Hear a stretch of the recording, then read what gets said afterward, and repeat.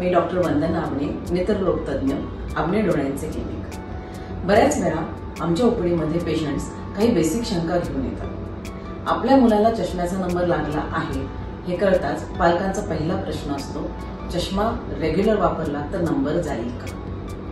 चष्म्याचा number हा महत्त्वाचं नजर चांगली राहावी आणि स्थिर राहावी यासाठी दिला जातो। तो नंबर जाईल की नाही हे 3 कारणांवर अवलंबून असते। चष्म्याचा नंबर किती लागलेला आहे, कोणत्या प्रकारचा नंबर लागलेला आहे आणि तो कोणत्या वयात लागलेला आहे। जशी शरीराची वाढ होत असते तशी आपल्या डोळ्यांचीही वाढ होत असते, त्यामुळे वयोमानानुसार चष्म्याचा नंबर वाढू शकतो।